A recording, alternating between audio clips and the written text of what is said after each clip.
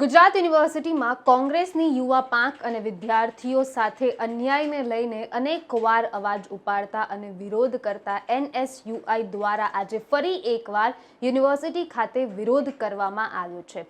આ વિરોધ યુનિવર્સિટીને વાઇસ ચાન્સેલરની ઓફિસમાં કરવામાં આવ્યો છે। ત્યારે કયા મુદ્દે એનએસયુઆઈ વિરોધ કરી રહ્યો છે એ વિગતવાર વાત કરીશું આ વિડીયો દરમિયાન। નમસ્કાર, હું જાનવી બારોટ, બીબી ન્યૂઝ ગુજરાતમાં આપનું હાર્દિક સ્વાગત કરું છું।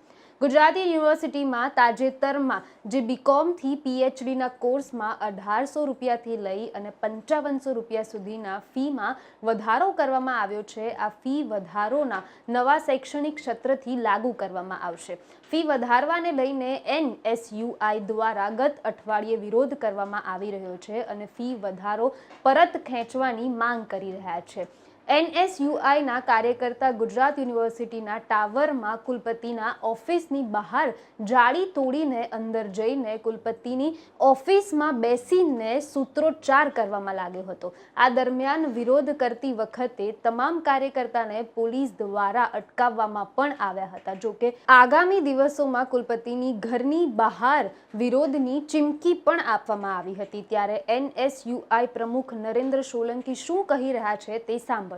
ઘણા દિવસથી ગુજરાત યુનિવર્સિટીમાં કુલપતિ દ્વારા અને મેનેજમેન્ટ દ્વારા તોતિંગ ફી વધારો કરી અને ક્યાંક વિદ્યાર્થીઓને લૂંટવાનું કારસ્તાનનો જે આ સરકારનો જે પેલું નીતિ છે એ નીતિ સામે આવી છે। દિવસે ને દિવસે ગુજરાતમાં શિક્ષણને પ્રાઇવેટીકરણ કરવાનું કામ આ ભારતીય જનતા પાર્ટીની સરકાર કરી રહી છે।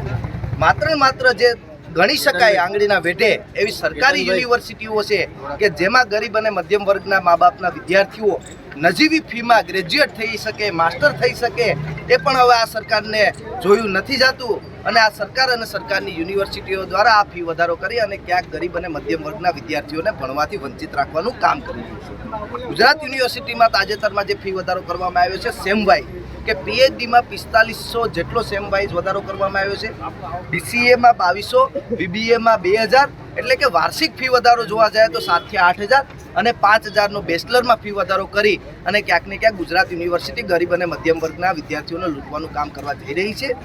આમાં એનએસયુઆઈનું સ્ટેન્ડ સ્પષ્ટપણે ક્લિયર છે કે વિદ્યાર્થીઓને જ્યાં અન્યાય થાય છે ત્યાં એનએસયુઆઈ લડતું હોય છે અને આ મુદ્દામાં પણ અમારા જે હોદ્દેદારો અને કાર્યકર્તાઓ દ્વારા આની પહેલાં પણ કુલપતિશ્રીને આવેદન આપવા આવ્યા હતા, પણ કુલપતિ પોતે હાજર નહોતા અને રજિસ્ટ્રારને સમય આપવામાં આવ્યો હતો પણ એ સમય મર્યાદા પૂર્ણ થઈ છે। ત્યારે આજે ગુજરાત એનએસયુઆઈ કુલપતિનો ઘેરાવ કરવા જઈ રહ્યું છે। જ્યાં સુધી આ ફી વધારો પાછો ખેંચવામાં નહીં આવે ત્યાં સુધી ગુજરાત એનએસયુઆઈનું આંદોલન આ પ્રકારે ચાલુ રહેશે। ત્યારે આ મામલે ગુજરાત યુનિવર્સિટીના કુલપતિ શું કહી રહ્યા છે એ સાંભળીએ। કરવામાં આવ્યો છે, એનએસયુઆઈ વિરોધ પણ નોંધાવ્યો છે, હકીકત શું છે, હવે શું પગલાં લેશે યુનિવર્સિટી? સ્ટુડન્ટ્સ હમણાં આવ્યા હતા એ રજૂઆતો કરવા, પર મને એમ ખ્યાલ આવ્યો કે સ્ટુડન્ટ્સ પાસે આખી માહિતી નથી। ફી વધારો માત્ર બીએસ પ્રોગ્રામના થયા છે, જે 4 વર્ષના બીબીએ, બીસીએ કે બીએ પ્રોગ્રામ્સ જે તે કોલેજો લીધા છે, માત્ર એનામાં જ ફી વધારો થયો છે। કોઈ ગ્રાન્ટેનેડમાં ફી વધારો થયો નથી, કોઈ પીજીમાં, એચપીપીમાં કોઈ જગ્યા ફી વધારો થયો નથી। એટલે મૂળ કદાચ એ લોકો પાસે માહિતીનો અભાવ છે। મેં અત્યારે ચોખવટે કરી કે જે 4 વર્ષનો પ્રોગ્રામ છે એમાં જ ફી વધારો લાગુ પડશે। ઓકે, પરંતુ મેડમ પીએચડી, બીબીએ, બીસીએ સહિતના અભ્યાસક્રમોમાં જો વાર્ષિક જોવા જઈએ તો 9000 સુધીનો વધારો છે, એટલે પરત ખેંચવાની કોઈ ગણતરી અથવા તો એમાં કંઈ ઘટાડો કરવાનું એવું કોઈ આયોજન ખરું?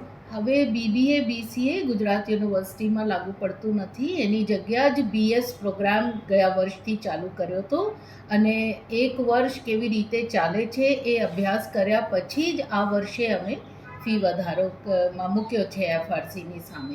પીએચડીની વાત જ્યાં સુધી છે, હવે યુજીસીએ રેમ્યુનરેશન ફી જે બેઠક ફી હોય છે એ પ્રમાણે અમારે આપવાનો હોય છે, એના લીધે અમારે થોડો વધારો કરવો પડ્યો છે, કારણ કે એમાં 2 વખત આરડીસી હોય ને બાકી બધી બેઠકો હોય છે, વાયવાની બેઠકો વગેરે, એના લીધે જ ખાલી બ્રેક ઇવન લાવવા માટે જ પીએચડીમાં મિનિમમ વધારો કરવામાં આવ્યો છે।